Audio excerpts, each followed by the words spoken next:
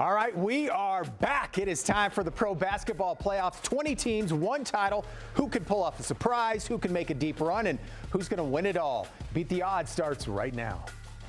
From our Las Vegas studios, this is Beat the Odds, sponsored by Superbook Westgate Las Vegas.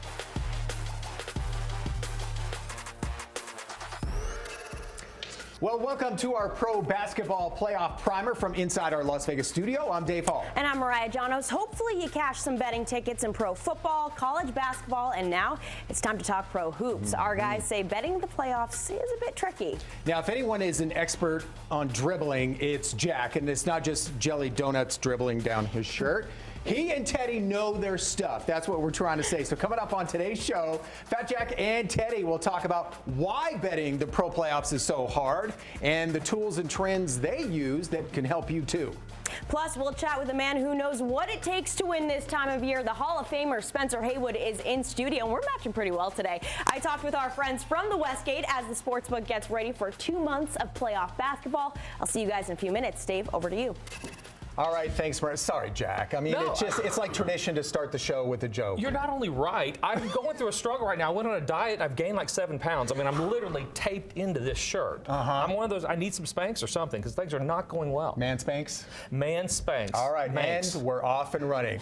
All right, Fat Jack and Teddy, thank you guys for joining us once again. So every week you guys send an email with your talking points, and you both pointed out how difficult it can be to bet on these pro basketball playoffs. What makes it so difficult?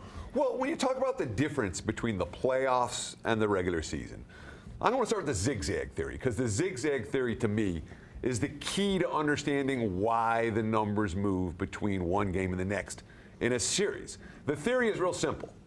The betting markets like the team that lost the last playoff game to come back and win the next one. They think they're going to be hungrier than their opponent. Their opponent's fat and happy, and they're desperate. So you see the betting markets move zigzag.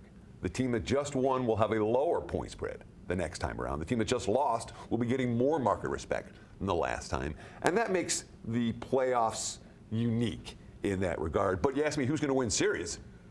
Who stays healthy? Health matters more than any other factor at this time of the year. The eventual champion is going to be the team that emerges unscathed when it comes to injuries. The reason it's so tough, Dave, we're talking about theories and different things we'll do this time of year, is because there's so much data on these teams that lines are very, very tight. I mean, you'll see, I think it's the most difficult of all the 4 major sports to make money, and because they have a lot of data, there's a lot of parity in the league, and by the way, effort. It's hard to factor effort. During the long season, you have to run through these periods where you'll get guys just take the night off or they won't play as much, and those are really hard things to predict. The good thing about the playoffs, and Teddy's getting to that, is that when we're talking zigzag theory and stuff, you're going to have, effort's not a problem. Everybody's trying to win, so it becomes a little bit easier from that perspective. And another one of your talking points, Teddy, was when a team is done, they're done. When they're cooked, they're cooked. Sure, and you see that happen in the postseason, even sometimes when a team has a lead. You'll see a team with a 2-1 series lead, but they've used everything that they can get to get that 2-1 lead. The better team tends to come back and win those series. So when I see signs that a team is done, they're a one-way team for me the rest of the postseason. When they're done, I'm betting against. And is Minnesota one of those teams that's done? Probably. Yeah. It's some red flags going up, but it's like pro football. Start with some favorites of better teams, and then maybe look dogs a little deeper. And that was one of your talking points too. Sure, absolutely. When you talk about the postseason in general, there are not many first-round series upsets. When you get to the second and third round of the postseason, you start to see some of the upsets, some more chances for upsets, but this tends to be a chalky type of playoffs. The better teams usually win the 7-game series. All right, we're going to do a much deeper dive into both the eastern and western sides with these two coming up in a little bit. First, though, Vegas sportsbooks love this time of year too, of course. We'll have games basically every night for the next 2 months. Mariah chats with our friends from the Superbook Westgate, Las Vegas. Thanks, Dave. I am here with Executive Director of Superbook Operations, John Murray. John, it is playoff time in basketball. What kind of handle do you guys typically see this time of year?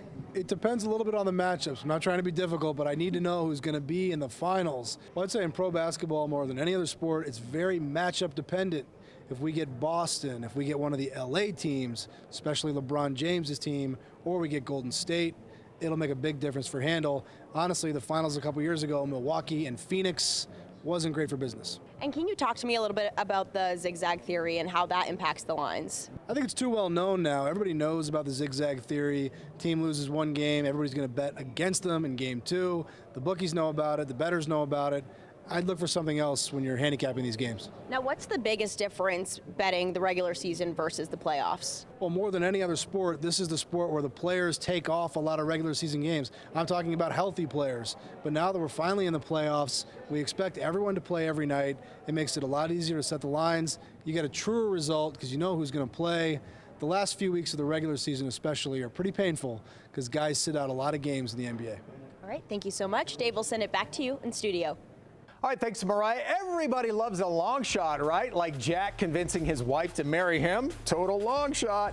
Well, up next, see who the guys like as potential long shots in these playoffs.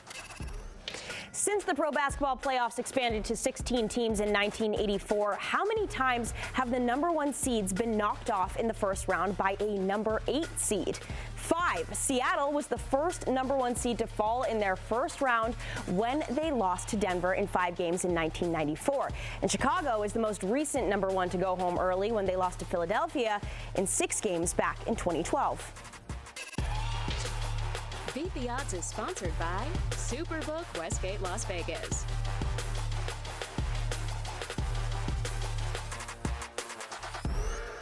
The Westgate Las Vegas Resort and Casino. Legendary.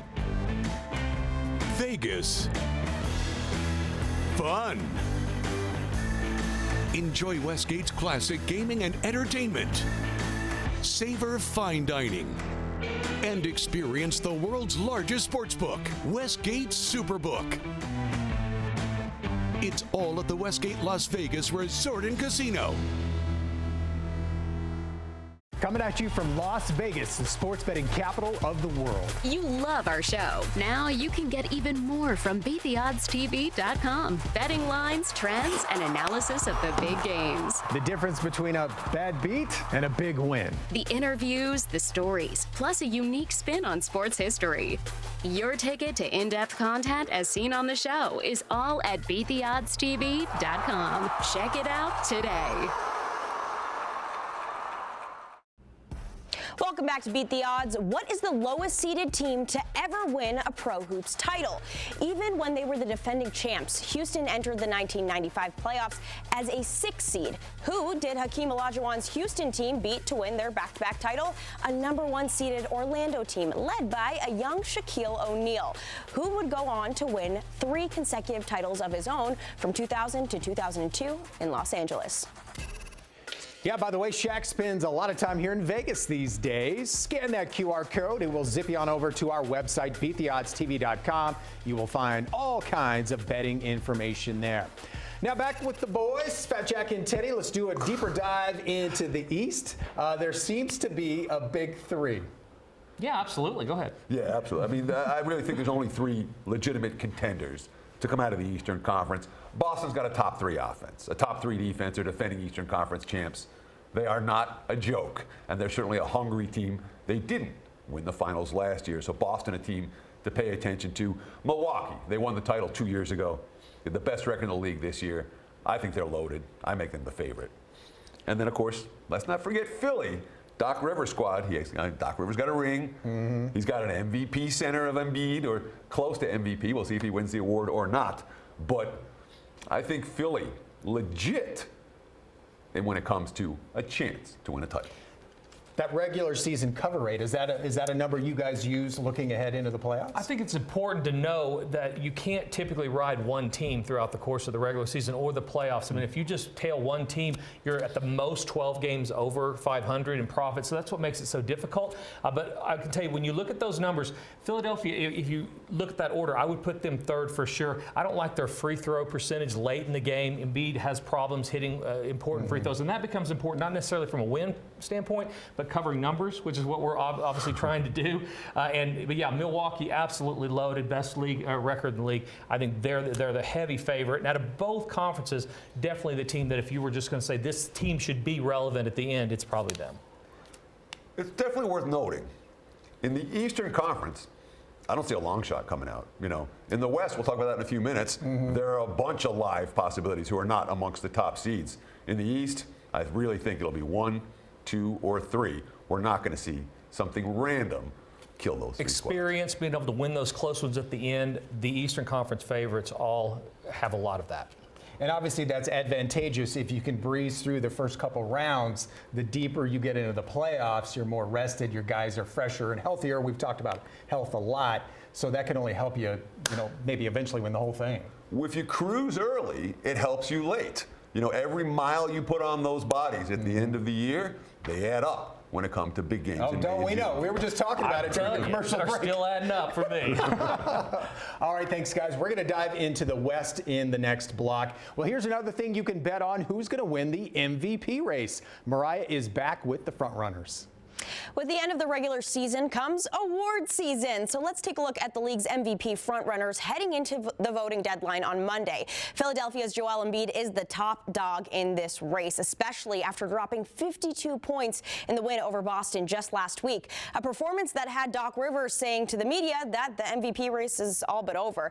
The center closes out the regular season averaging 33.1 points, 10.2 rebounds, and 4.2 assists per game, a stat line that only has been achieved on 13 other occasions. But right on Embiid's heels, Denver's Nikola Jokic, who is looking to make it a three-peat, which is something that's only been done by 3 players, the most recent being Larry Bird in the 80s. The guy had been popping off down the stretch of the regular season, casually making history as the 6th player in the league to record 100 triple-doubles. And we can't forget about the Greek freak, Giannis Antetokounmpo, once again being the difference maker for this Milwaukee team, making himself a part of this MVP conversation, averaging a monster 37 points, 13.6 rebounds, and 7 assists on 57% shooting in the month of February alone. Pair that with his trio of 50-point games, you've got yourself quite the contender. And finally, Boston's boy, Jason Tatum. At the beginning of the season, Tatum dominated the MVP conversation as the improvements in his game stood out off the bat, giving Boston's offense the boost that it really needed. But as time went on, the competition of the 3 guys I previously just mentioned silenced Tatum's MVP narrative a bit. So at this point, the polls are closed, the votes are in, but if you threw money on this award, you're going to have to sweat it out until June when it's announced. All right, thanks, Mariah. Up next, we're going to head west and see who the guys like from that side of the bracket. Plus, our Mike Davis chats with a Hall of Famer. We got a Hall of Famer on the show today. That's awesome. Beat the Odds is back with that. As we take a time out, who holds the playoff record for the most rebounds in a game? Wilt Chamberlain pulled down 41 boards in 1967 when his legendary Philly team took on Boston. Wilt was battling his longtime rival, Bill Russell, in that series, who happens to be the only player with more all-time rebounds in the playoffs than Chamberlain. The Westgate Las Vegas Resort and Casino. Legendary. Vegas. Fun. Enjoy Westgate's classic gaming and entertainment. Savor fine dining. And experience the world's largest sportsbook, Westgate Superbook. It's all at the Westgate Las Vegas Resort and Casino.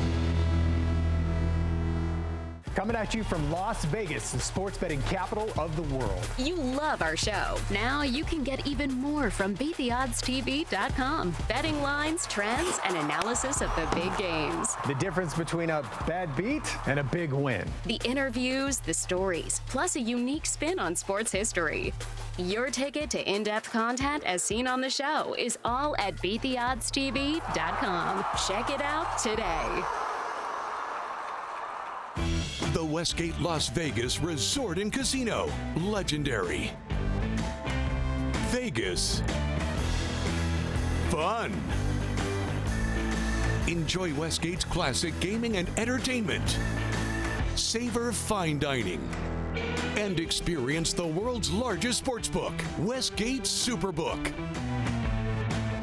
It's all at the Westgate Las Vegas Resort and Casino. Welcome back to Beat the Odds. What is the longest playoff drought in pro hoops history? 16 seasons by Sacramento. Before this season, they last made the playoffs back in 2006. A lot has changed since the Mike Bibby, Peja Stojakovic days. Just to give you an idea of how long it's been, the iPhone didn't exist yet, and I was, carry the one, 11 years old? Oh. Mariah, that hurts. Also back in 2006, Vegas was this taboo city because we had that naughty gambling. Now everyone's doing it. And thank you. That's why the show exists, literally. So scan that QR code. It's taking it to our website, beattheoddstv.com.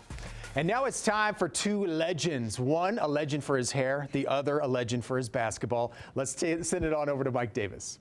Thanks, Dave. Yes, we are joined now by a pioneer off the court, on the court, four-time All-Star, Hall of Famer, Olympic gold medal champion. The great Spencer Haywood is with us. Spencer, let's dive right in. So when we're talking mentality from a player's perspective, when we're exiting the regular season, entering the postseason, what are the things that are top of mind? What's critical from a player's mentality standpoint? From a player's mentality, you must eat properly, right on time, never 2 or 3 minutes late, because it puts you in a different frame of mind. Also, you have to shut down everything. You shut down your phones, you shut down, not your family, but it's close to it. Yeah. And so you have to be in that playoff mode, and that's what we all would call it. It's another game face, and it's another world. And the guys that I played with, that was really a playoff mode mentality. Yeah, who were they? The original was Kareem. Yeah. And the second one was Magic Johnson. He was just so locked in. He was really? Because even he's depicted as a guy, even now as we see, a joyful guy. Yeah, he brought that newfound energy to the team, but he was even locked in during the playoffs. Locked in. Michael Cooper, locked in.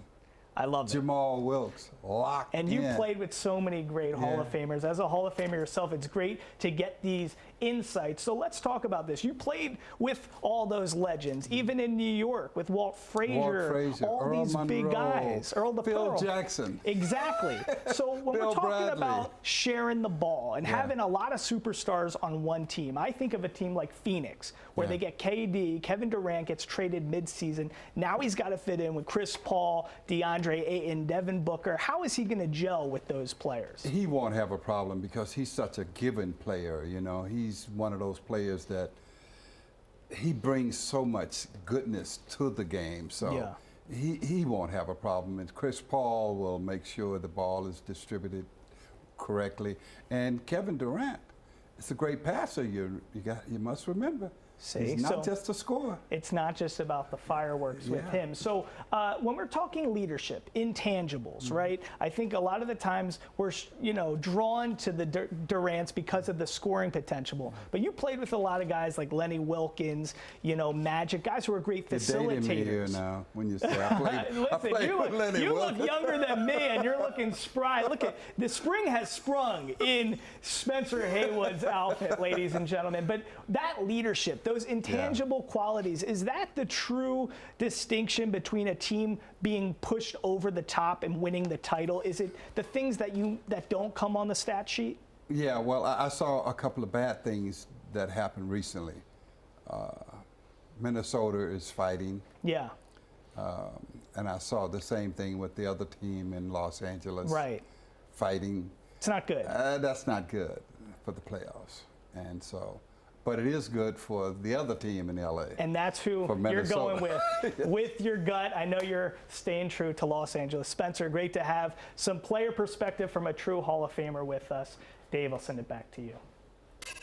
All right, thank you, Mike. Now back with Teddy and Fat Jack. While the East seems to be a three-horse race, we already talked about that. The West seems to be wide open, guys. The West is super fun. I mean, honestly, now if you have one of those names on the front of your jersey that you're used to seeing in the finals, maybe not as fun. But where we are, I think it's so open, Teddy. I mean, a lot of teams can get there in the end. Wide open in the West, certainly. And that starts with the number 1 seed. Denver, a team that's not getting a lot of betting market respect, and a team that many people have concerns about with their depth, with their bench.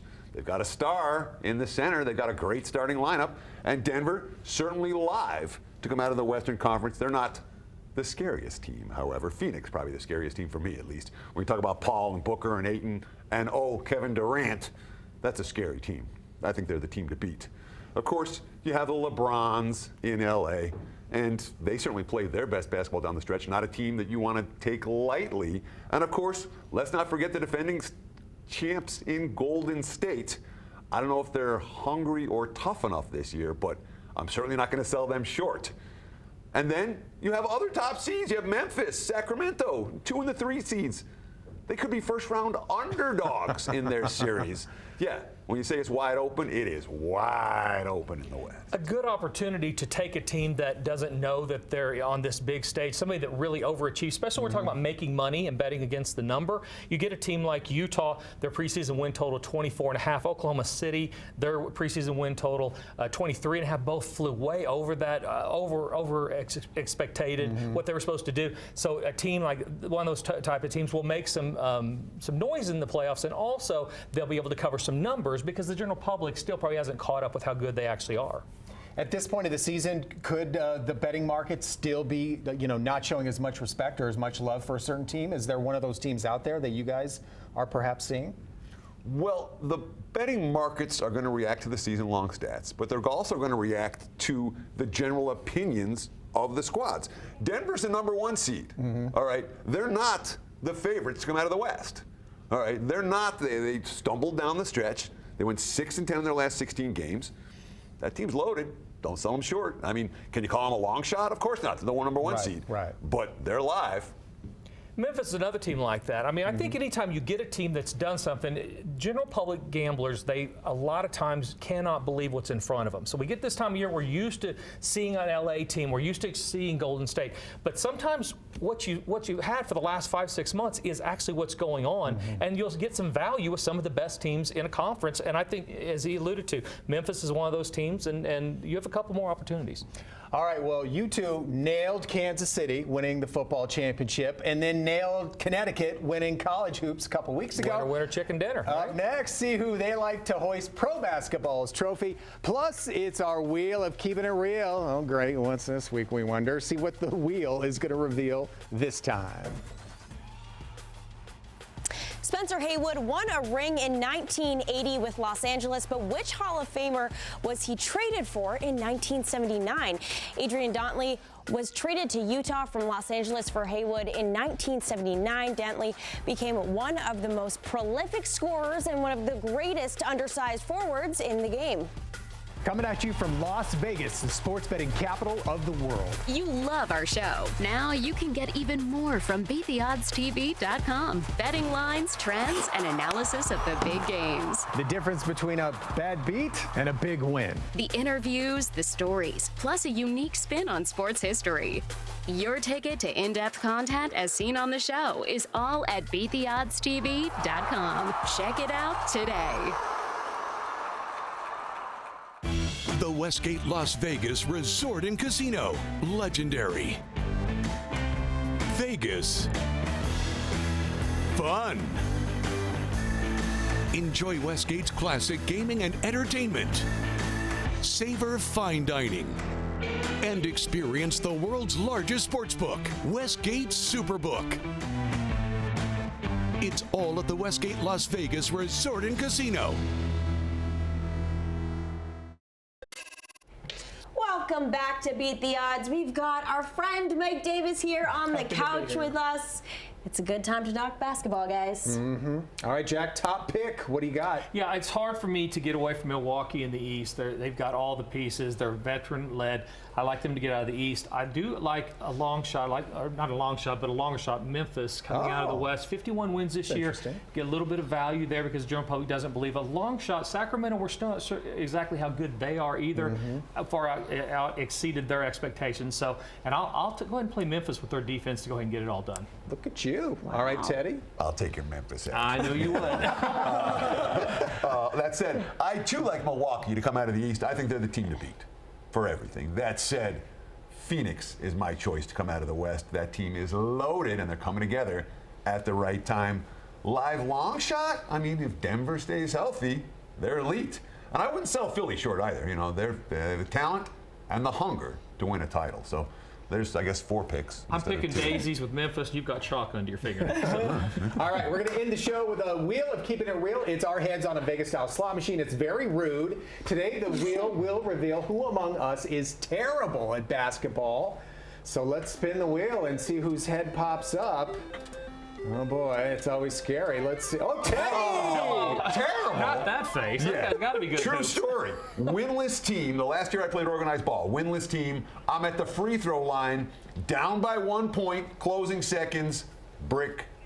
We stayed winless. Oh. And somebody lost the money line bet because of Consistency, you. though, that's good. Yeah, they weren't close. I was a decent free throw shooter, but not with the game on the line. All right. Thanks for watching Beat the Odds.